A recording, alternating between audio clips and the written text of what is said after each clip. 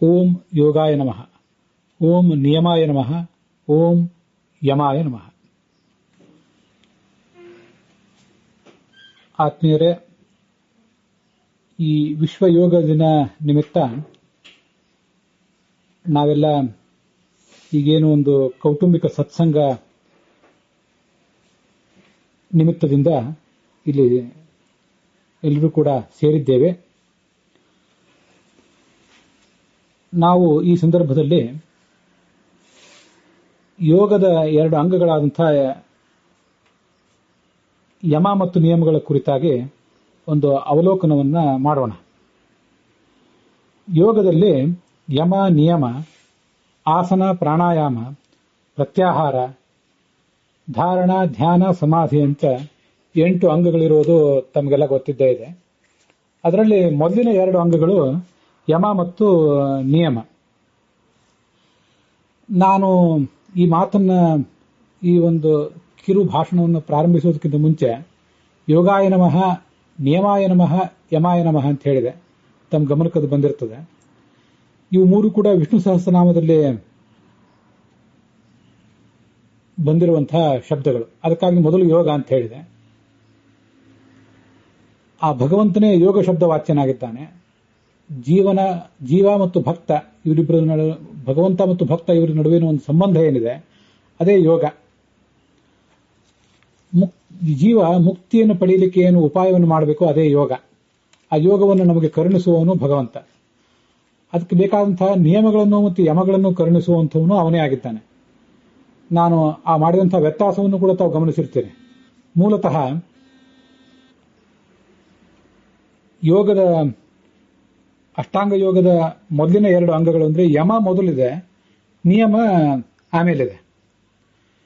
ಆದರೆ ವಿಷ್ಣು ಸಹಸ್ರನಾಮದಲ್ಲಿ ನಿಯಮೋ ಯಮಃ, ಧೃತಾತ್ಮ ನಿಯಮೋ ಯಮಃ ಅಂತ ಒಂದು ಶ್ಲೋಕದಲ್ಲಿ ನಿಯಮವನ್ನು ಮೊದಲು ಹೇಳಿ ಯಮವನ್ನು ಆಮೇಲೆ ಹೇಳಿದ್ದಾರೆ. ಹೀಗೆ ಭಗವಂತನನ್ನು ನಿಯಮ ಎಂಬ ಶಬ್ದದಿಂದ ಮೊದಲು ಸ್ತುತಿಸಿ ಯಮ ಎಂಬ ಶಬ್ದದಿಂದ ಆಮೇಲೆ ಸ್ತುತಿಸಿದ್ದಾರೆ. ಅದಕ್ಕಾಗಿ ಯೋಗಾಯ ನಮಃ, ನಿಯಮಾಯ ನಮಃ, ಯಮಾಯ ನಮಃ ಅಂತ ಹೇಳಿದ್ದೇನೆ.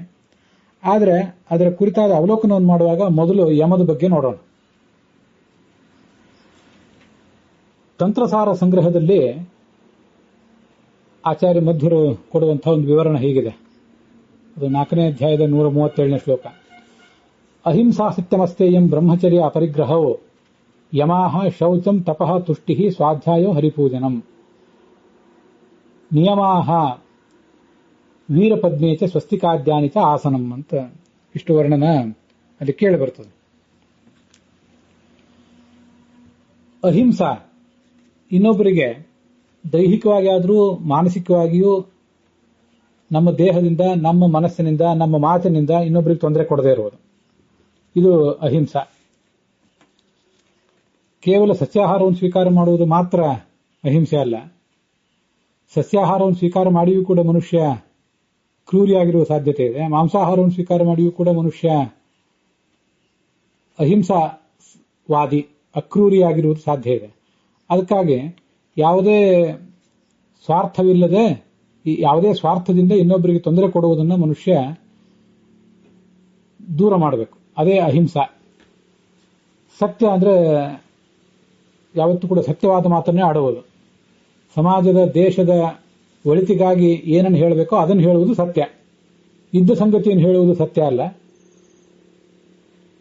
ಸಜ್ಜನರಿಗೆ, ಸಮಾಜಕ್ಕೆ ಒಟ್ಟಾರೆ ಹಿತ ಆಗುವಂತೆ ಮಾತನಾಡುವುದು, ಹಿತ ಆಗುವಂತಹ ವಿಷಯವನ್ನು ಹೇಳುವುದು, ಅದು ಸತ್ಯ.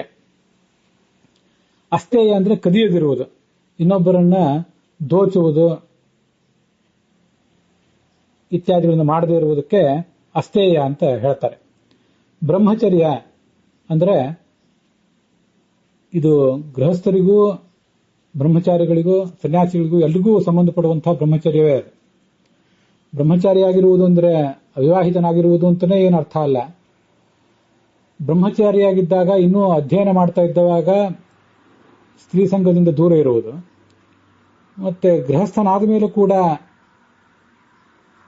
ಗಂಡ ಹೆಂಡಂದಿರು ಪರಸ್ಪರ ನಿಷ್ಠರಾಗಿ ಸಂತಾನಕ್ಕಾಗಿ ಮಾತ್ರ ಸೇರುವುದು ಬ್ರಹ್ಮಚರ್ಯ. ಸನ್ಯಾಸಿಗಳಿಗಂತೂ ಬ್ರಹ್ಮಚರ್ಯ ವಿಹಿತವೇ, ಅದು ನಮ್ಗೆ ಗೊತ್ತಿದ್ದೇ ಇದೆ. ಹೀಗೆ ಬ್ರಹ್ಮಚರ್ಯ ಅಂದ್ರೆ ಬ್ರಹ್ಮಚಾರಿಗಳು, ಗೃಹಸ್ಥರು, ಸನ್ಯಾಸಿಗಳು ಎಲ್ರಿಗೂ ಸಂಬಂಧಪಟ್ಟದ್ದೇ. ಅಪರಿಗ್ರಹ, ನಾವು ಇನ್ನೊಬ್ಬರನ್ನ ದೋಚದೇ ಇರಬಹುದು, ಇನ್ನೊಬ್ಬರಿಂದ ಕದಿಯದೇ ಇರಬಹುದು. ಕೆಲವು ಬಾರಿ ಇನ್ನೊಬ್ಬರ ಮುಂದೆ ಕೈಯೊಡ್ಡುತ್ತೇವೆ.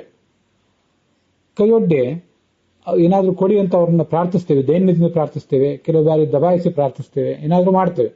ಅಂತೂ ಅವ್ರು ಕೊಡುವಂತಹ ಸ್ಥಿತಿಯನ್ನು ತಂದು ನಿರ್ಮಿಸ್ತೇವೆ ನಾವು.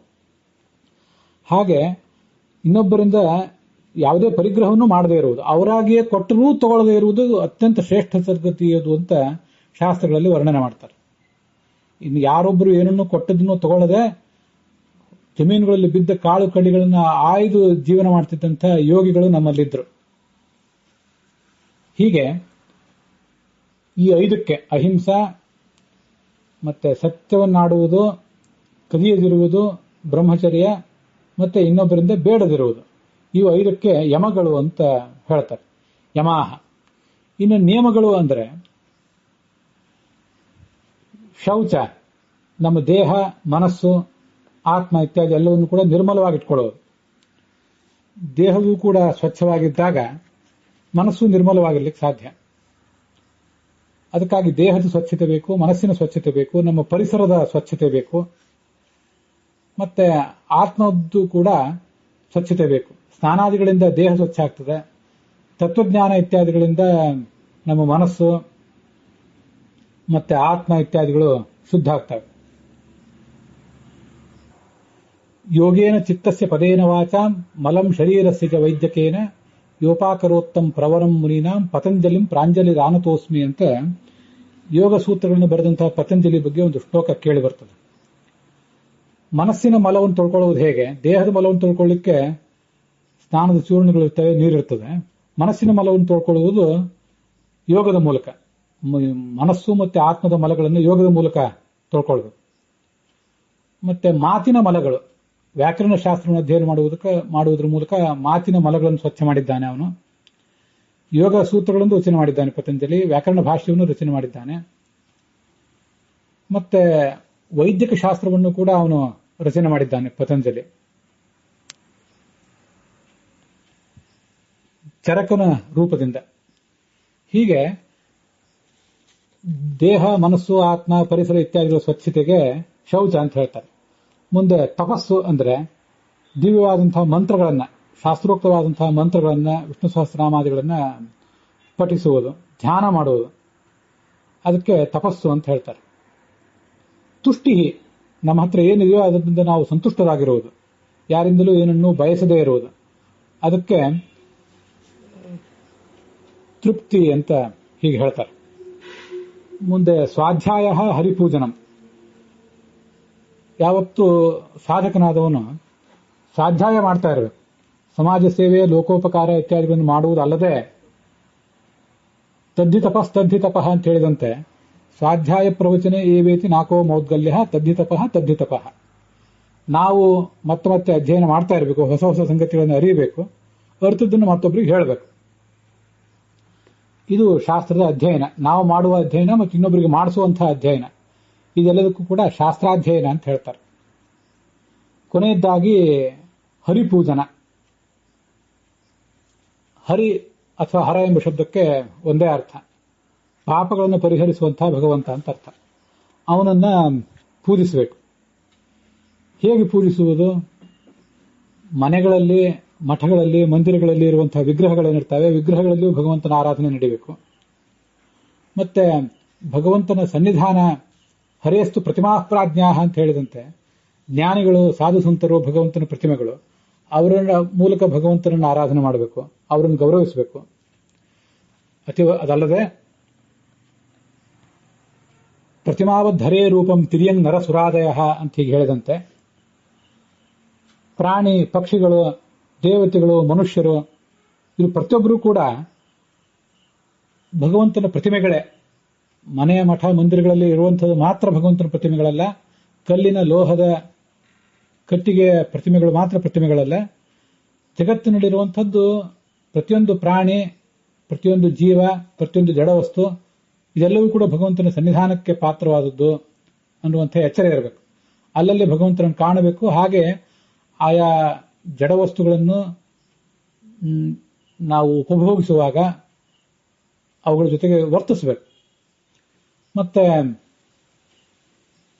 ಎಲ್ಲ ಪ್ರಾಣಿ ಪಕ್ಷಿಗಳು ಮನುಷ್ಯರ ಜೊತೆಗೆ ವರ್ತಿಸುವಾಗಲೂ ಕೂಡ ಆ ಭಗವಂತನ ಸನ್ನಿಧಾನಕ್ಕೆ ಅಪಚಾರ ಆಗದಂತೆ ಅವರ ಜೊತೆಗೆ ಗೌರವದಿಂದ ಉಚಿತವಾಗಿ ವರ್ತಿಸಬೇಕು. ಇದು ಹರಿಪೂಜಾ. ಇವು ನಿಯಮಗಳು. ಹೀಗೆ ಯೋಗದ 8 ಅಂಗಗಳಾದಂತಹ ಯಮ, ನಿಯಮ, ಆಸನ, ಪ್ರಾಣಾಯಾಮ, ಪ್ರತ್ಯಾಹಾರ, ಧಾರಣ, ಧ್ಯಾನ, ಸಮಾಧಿ ಇವುಗಳ ಪೈಕಿ ನಾವು ಮೊದಲನೇ 2 ಅಂಗಗಳ ಬಗ್ಗೆ ಒಂದು ಅವಲೋಕನ ಮಾಡಿದ್ದೇವೆ.